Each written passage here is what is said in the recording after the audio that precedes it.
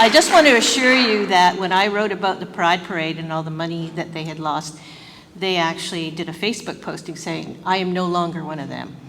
So, you know, I'm a member of the LGBT community, but I'm no longer a member of the LGBT community. So, you know, it comes in many forms. Raheel covered some of the hateful aspects of Al-Quds Day, which I made a mission to cover, stupidly maybe, over a couple of years as a columnist for the Sun, the Toronto Sun. So I'm going to take you back just a little bit to take your mind to 2019.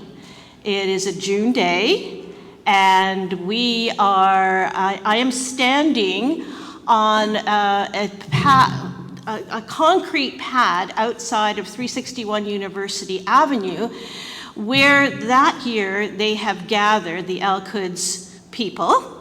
And there's a sizable contingent, and I'm standing there trying to be very unnoticeable.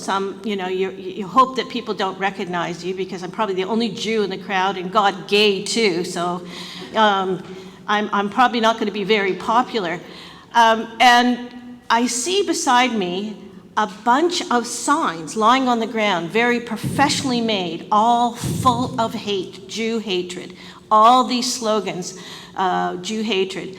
Behind me are about, I guess, 10 young ladies. They couldn't have been more than, 8, 9, 10 years old, wearing hijabs, holding these signs. I'm not even sure they knew what was on the sign. Maybe they did, maybe they didn't, but they could pull from the pile the signs, and they're standing there behind the men, of course. I'm standing behind a man. And of course, I'm watching this event unfold. They are spouting Jew hatred consistently, and they always have their usual suspects show up. So there's a woman called Suzanne Weiss, who claims to be a Holocaust survivor, self-loathing Jew.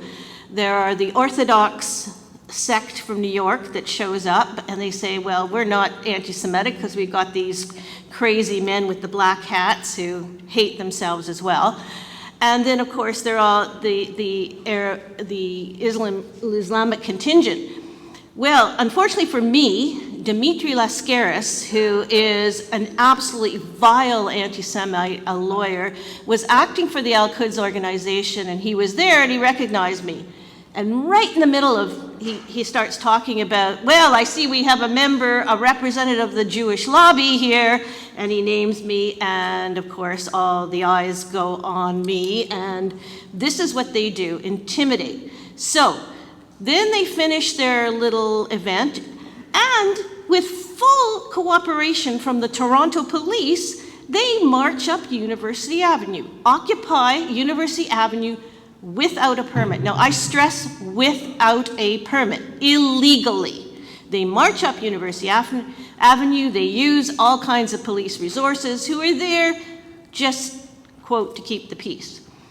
Okay, I went there that year, and I had covered other events, but I went there specifically because there had been a conversation at City Hall over 2 years about how to ban Al-Quds Day. Well, as you know, politicians are of weak will, and they talk a good game, but that never happened. However, it did happen at Queen's Park, because they were there outside the legislature for a number of years, and in 2015, I'm just going to take you back a little history, the Sergeant-at-Arms at Queen's Park said, no, we're not giving you a permit. Unfortunately, he used the Pan Am Games excuse. We don't have enough police to monitor you. You're at the same time as the Pan Am Games. So it was a convenient excuse. They're too ballless, and I speak from the shoot from the hip. So they were too ballless to actually say anything but that.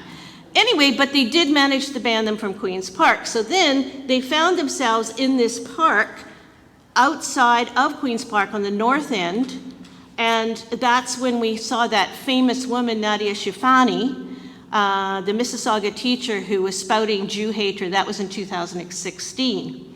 And I think that's when people started to pay attention to the fact that we had a real problem with these people. So subsequent to that, it lands at City Hall, and I'm sorry that James Pasternak isn't here, because he was fighting the good fight, the soul fight. And John Tory, the mayor, made he talked a good game about getting rid of them. And of course, when you talk a good game about getting rid of Al-Quds, you talk about getting a report.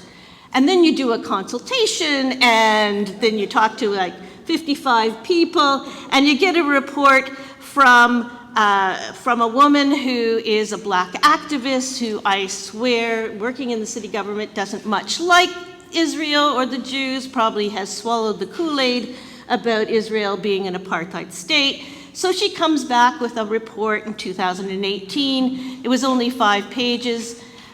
To their credit, John Tory and James Pasternak said that it was a shameless dereliction of her duties. They sent it back to the drawing board.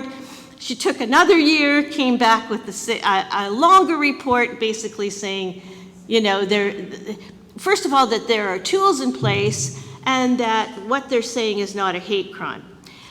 So I had to watch this City Hall circle jerk for 2 years. Where people would talk a good game, and they didn't actually come up with any strong policy or decisions to get rid of them. But the problem was, or the issue was, that there were the tools. They had the tools available to them to get these hateful people off the street. And by the way, Raheel is right. They are bussed in. They bring them in on buses. I saw the buses parked on University Avenue, also trespassing on University Avenue. I saw the buses. They bring them down from Markham, from the GTA, north of Toronto, and they all arrive with their professional signs and the little girls who hold the signs. And, so they were marching. They were occupying a public space, a City of Toronto space, illegally. Okay, that's number one.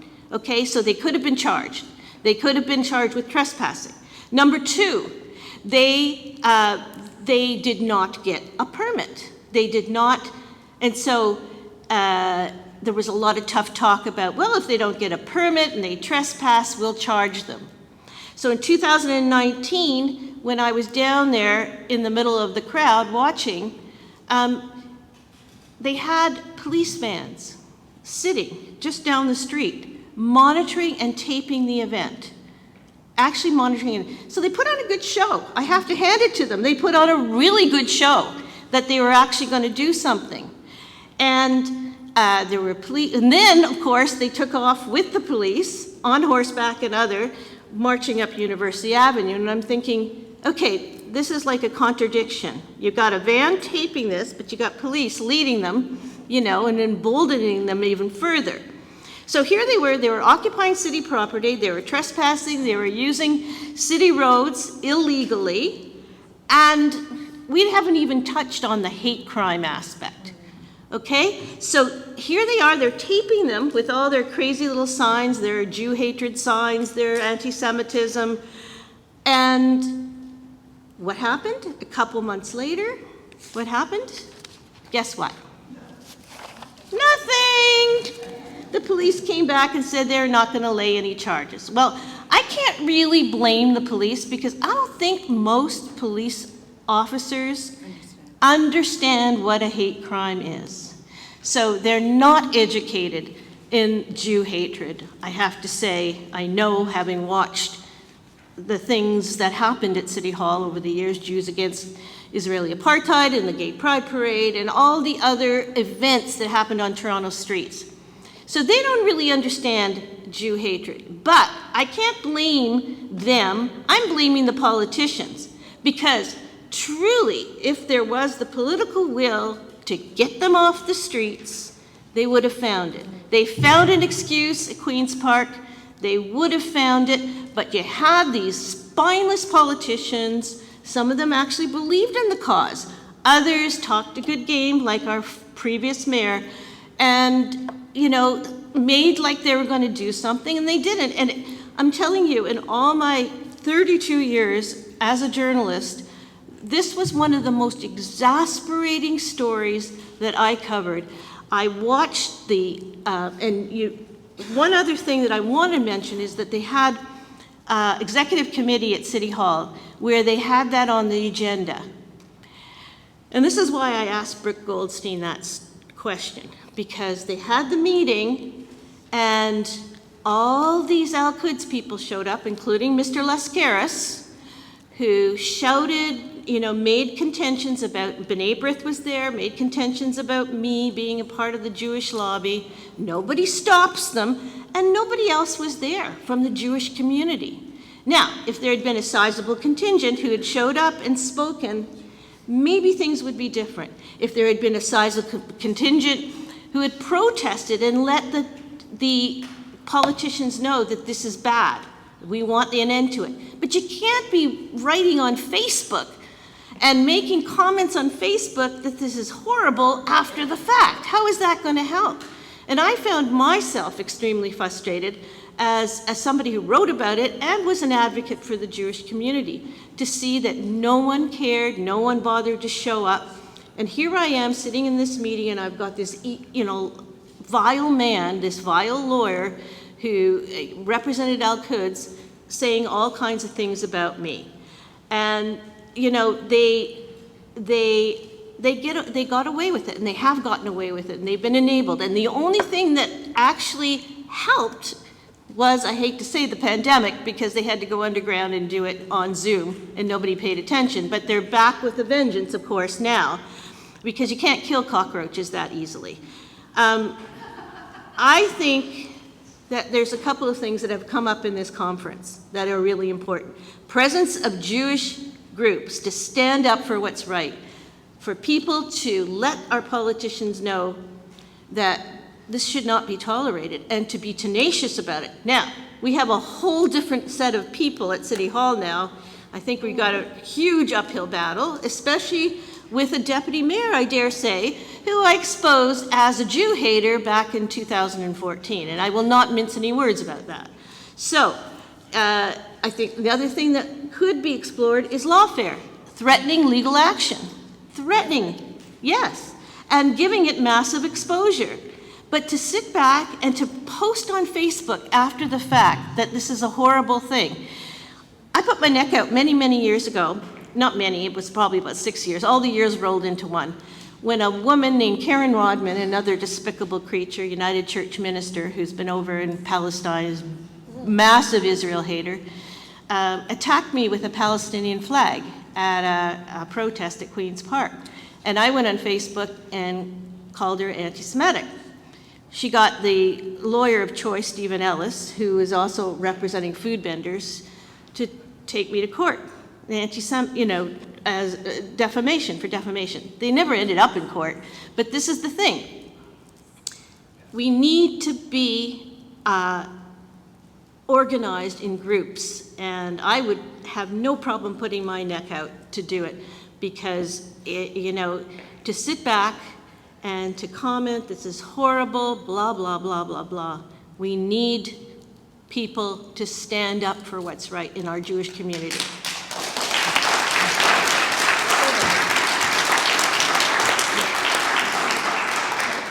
We're with you.